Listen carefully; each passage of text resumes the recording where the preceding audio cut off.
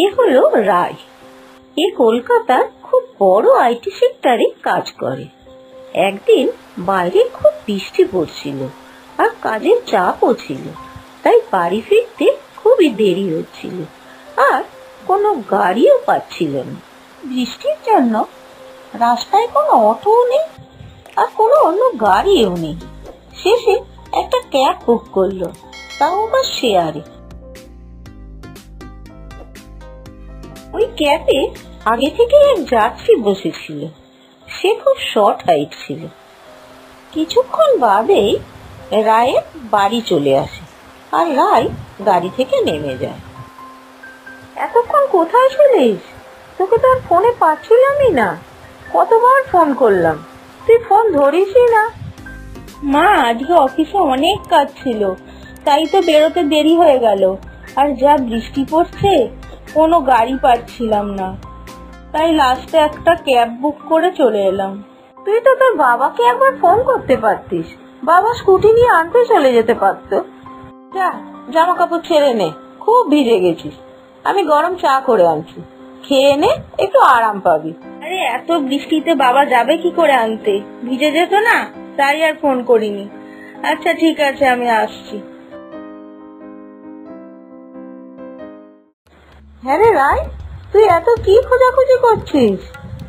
মা, অফিসের ফাইলটা তুমি দেখেছো? আমি আজকে কোথাও খুঁজে পাচ্ছি না। কাল তো তোর হাতেই দেখলাম ফাইলটা, তুই অফিসেই নিয়ে গেছিস মনে হয়। দেখ, অফিসে গিয়ে পেয়ে যাবি। হ্যাঁ হ্যাঁ, মনে হয় অফিসেই রয়ে গেছে, দেখি অফিসে গিয়ে। রায় অফিসে গিয়ে অনেক খোঁজাখুঁজি করে, ফাইলটা কিন্তু কিছুতেই খুঁজে পায় না। সেদিন রায়ের অফিসে একটা মিটিং ছিল আর সেই মিটিং এ ফাইলটা লাগবে। হঠাৎ ওই বেটে ছেলেটি রায়ের অফিসে চলে আসে। তার হাতে রায়ের ফাইলটাও ছিল, যার সঙ্গে রায় আগের দিন ক্যাবে করে যাচ্ছিল। আমার নাম রাজ। আরে, আপনি ক্যাবে ছিলেন না? ম্যাডাম, আমাকে চিনতে পারলেন? কাল ক্যাবে আপনার সাথে দেখা হয়েছিল। তো ক্যাবে আপনি এই ফাইলটা ফেলে এসেছিলেন, আর ফাইলে তো কোনো ঠিকানা পেলাম না, শুধুমাত্র এই অফিসের ঠিকানাটাই লেখা ছিল। সেই জন্য আমি এই ফাইলটা জরুরি মনে হলো, সেই জন্য আপনার অফিসেই নিয়ে এসেছি। ও, এই ফাইলটা ক্যাবে পড়েছিল, এতক্ষণ তো খুঁজছিলাম। খুব ভালো করেছেন, আপনি দিয়ে দিয়েছেন, থ্যাঙ্কস।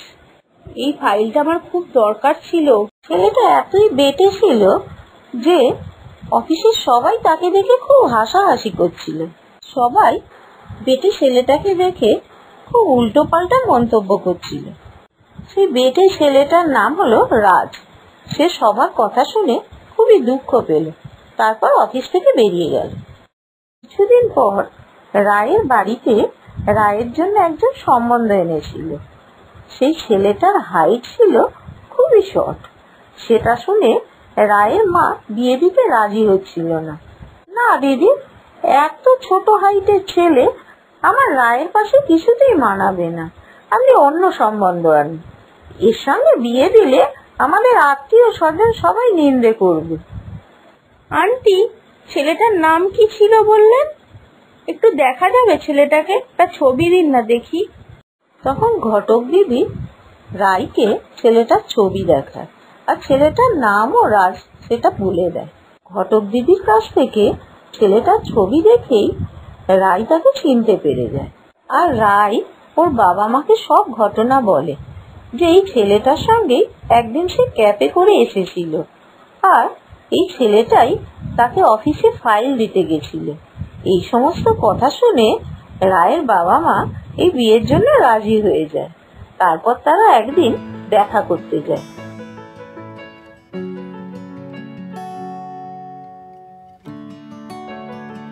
আরে জানোই তো আমার হাইট খুব শর্ট, এই জন্য আমি মাকে বারবার বারণ করি যে মা আমার জন্য দেখাশোনা করো না। মা তাও শোনে না, একটার পর একটা সম্বন্ধ দেখতে থাকে। তুমিও কিন্তু ভাবনা চিন্তা করো, তুমিও কিন্তু ভুল করছো।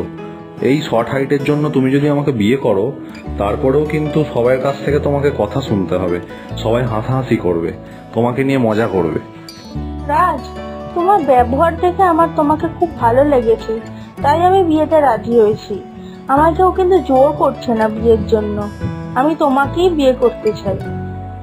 তোমার হাইট শর্ট বলে এটাতে কোনো আমার অসুবিধা নেই, কিন্তু আমি জানি না তুমি আমায় পছন্দ করো কিনা।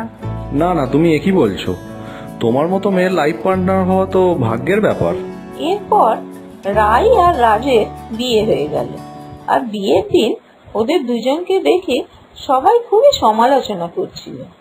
রায় এইসব সমালোচনা পাত্তাই দিচ্ছিল না। বিয়ের দিন রায়ের আত্মীয় স্বজন ও রায়ের কলিগরা সবাই রায় আর রায়ের বরের খুবই নিন্দে করছিল।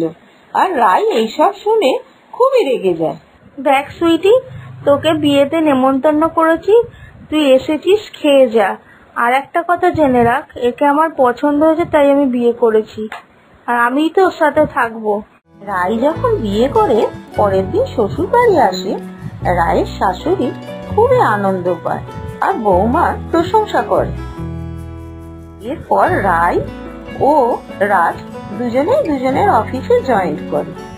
তারপর কিছুদিন বাদে রায়ের একটা বার্থডে পার্টির নেমন্তন্ন ছিল অফিসের বসের ছেলের। আরে রাজ, তুমি এখনো রেডি হওনি কেন? চলো, যাবে তো পার্টিতে? আরে না না, তুমি একাই চলে যাও। সেই তো পার্টিতে গেলে সেই সবাই মজা করবে, উল্টো পাল্টা বলবে, তোমারও খারাপ লাগবে আমারও খারাপ লাগবে। ছাড়ো না, তুমি চলে যাও না। আর কেউ কিছুই বলবে না, আমি আছি না তোমার সাথে। কেউ কিছু বললে আমি তার জবাব দেবো। আমার বসের ছেলে বার্থডে পার্টিতে সবাই যাবে আর তুমি যাবে না? এটা হয় নাকি কখনো? তাড়াতাড়ি রেডি হয়ে নাও। এরপর রায় ও রাজ দুজনেই অফিসের বসের ছেলের বার্থডে পার্টিতে চলে যায়। বসের ওয়াইফ তাদের দুজনকে দেখে খুবই হাসাহাসি করে। রায়, তোমারই নতুন বিয়ে হয়েছে? এইটাই তোমার বর? একটা কথা বলবো রায়, কিছু মনে করবে না তো? হ্যাঁ হ্যাঁ ম্যাডাম, বলুন না, কি বলবেন? যতটা জানি তোমাদের এই সম্পর্কটা সম্বন্ধ করেই হয়েছে। তোমরা তো ভালোবেসে বিয়ে করোনি, তাহলে তুমি এটা মেনে নেবে কি করে? বিয়ে তো সবসময় রূপ দেখে আর হাইট দেখে হয় না, তার ব্যবহার দেখেও হয়। মানুষ কেমন সেই রকম দেখেও হয়। আমি ওর ব্যবহার দেখে ওকে বিয়ে করেছি। এটা অ্যারেঞ্জ ম্যারেজ হোক আর লাভ ম্যারেজ হোক, আমি রাজকে মন থেকেই পছন্দ করে বিয়ে করেছি। পার্টিতে সবাই যখন আনন্দ করতে ব্যস্ত, ঠিক সেই সময় সব বাচ্চারা খেলতে খেলতে রাস্তার ধারে রেলিং এর কাছে চলে যায়।